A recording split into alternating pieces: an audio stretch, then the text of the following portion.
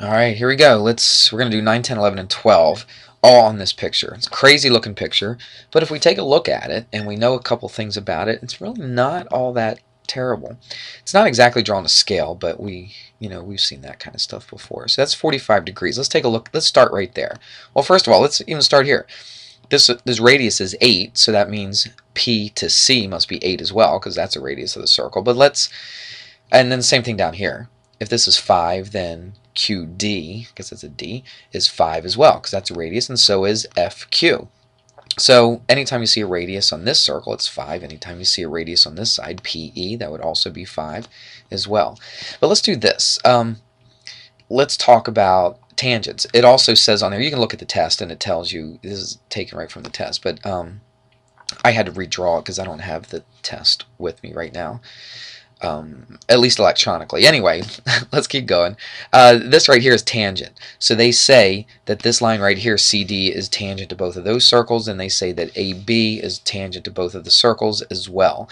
So anytime you have a radius and it hits the point of tangency, which is point C, that means it's going to be a right angle. Now watch, if this was 45 degrees and this is 90 degrees, and what's this angle right here?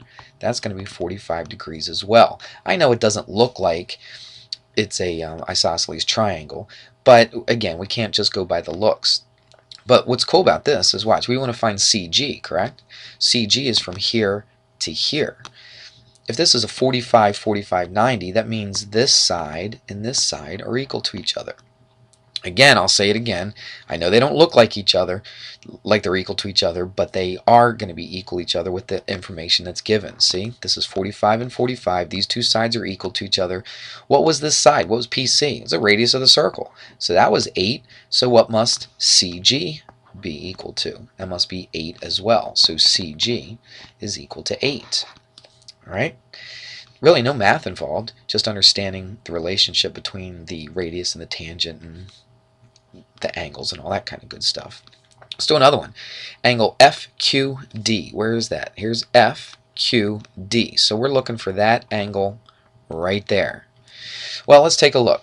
It all comes back to this triangle. If that was 45 degrees, what's this angle going to be right here? That's going to be 45 degrees as well, because they are vertical angles. Anytime two lines intersect each other, the vertical angles are equal. Look at this. We've talked about this up here. This is a radius hitting a tangent at the point of tangency, so it must be a right angle.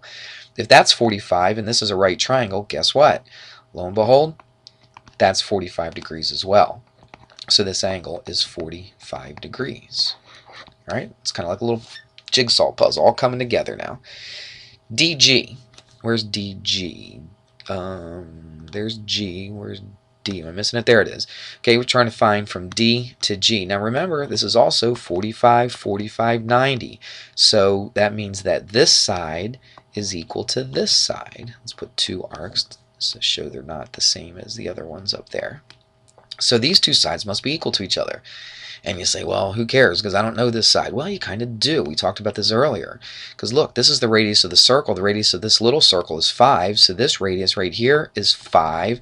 Guess what? They're equal to each other because it's a 45, 45, 90. The two legs would be equal to each other. So that's 5 as well. It's kind of slick. I like it. Let's keep going. DF, arc DF. So where is DF? There's D and there's F. Let's do this a different color.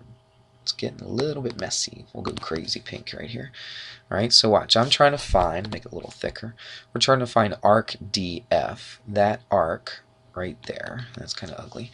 But see, there's the arc. Now look, this is a central angle, isn't it? That's at the center of the circle. This is 45 degrees. So this arc, or this angle, I should say right here, this central angle cuts off this arc. What do we know about the arcs and the angles? Well, they're equal to each other.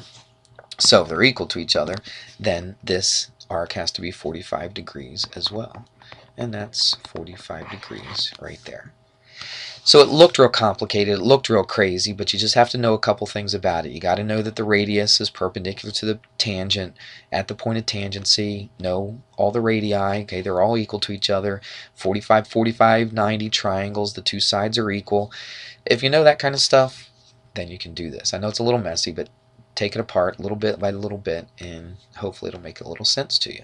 Alright, let's move on. Alright, we're getting close to the end here, number 13.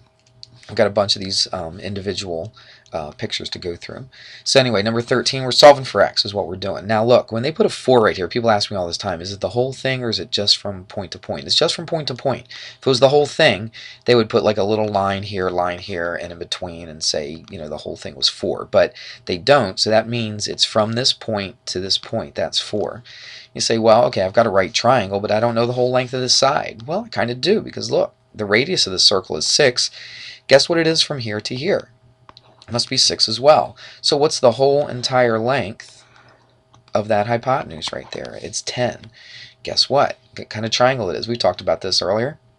It's a 6 blank 10. Well, what do you think? What goes into both of those? 2. 2 goes into that 3 times, 5 times, so it's a 3 what? 5. 3, 4, 5. But it's 3 times 2, so x equals 8. You could do Pythagorean theorem if you wanted to, but it's a lot easier recognizing it's a 3, 4, 5 triangle. Alright, number 14. Here's a little different situation. We haven't talked about this. When you have two tangents, and those are both tangents, they hit the circle at one point, and they intersect at a point outside the circle, this angle right here that it forms is equal to half the difference, okay, that means subtract, half the difference of the intercepted arcs. When you're like, well, okay, I know one arc, but I don't know this arc. I don't know this outside arc right here. Well, what if you know the whole, what if you knew this? What if you knew it was, I don't know, 30? Then how would you, that's probably more than 30. Let's say 100. Let's say this is 100. Then what would this arc be right here? Well, it'd be 360 minus 100, which would be 260. But we don't know what that is, so we just say that this arc is 360 minus x. That's one thing that a lot of people mess up on, and they don't realize that you can write this 360 minus x. So what's the rule? The rule is that that angle is equal to half the difference of the two arcs. So you go 360 minus x is this one big arc, then you take away the smaller arc from it, so it's minus x. Now you just do your math. So let's solve for x. Get rid of the 1/2, multiply both sides by 2, so that gives you 70. And let's simplify this stuff in here. Negative x minus x is minus 2x. Let's do this. Let's add a 2x to both sides. Okay, that puts it over here, gets rid of it. Subtract a 70, that's 290. Divide both sides by 2, so x equals 145. And that is degrees because that is an arc. Alright, so it's 145 degrees. And that's all they ask for is to solve for x. Okay, this one, let's see, this one is number 15. I didn't jot that down.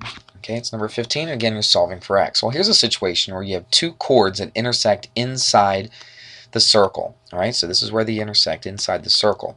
This time we talk about the angle that's formed, either this one or this one, because they're vertical angles.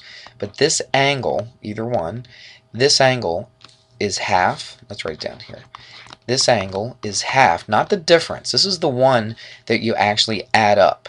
Alright, usually you subtract, but this one you add. So this angle is half the sum of the two arcs that it cuts off. So the two arcs, see, it cuts off this arc right here, and those two lines cut off, didn't trace very well, but it cuts off that arc right there. So it's half the sum, not the difference. That's a big key right here.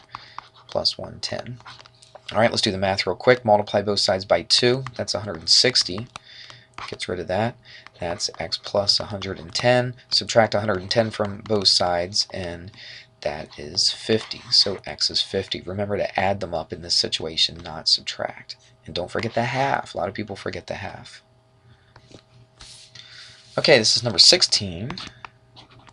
Always forget to write it down. Here we go. We're trying to solve for x again. Now, this is kind of what we did before, but this time we have a secant. We have two secants actually, and what we have to do is we've got to find this angle right here. This angle is equal to is 1/2 the difference of the two arcs.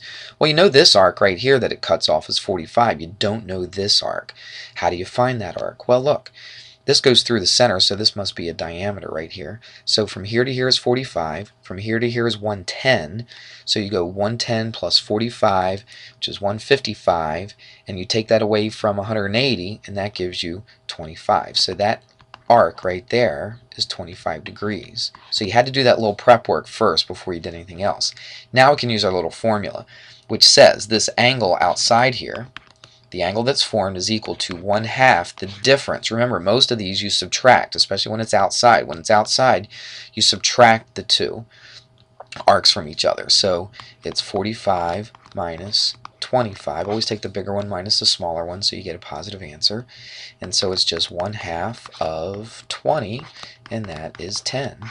So x is equal to 10.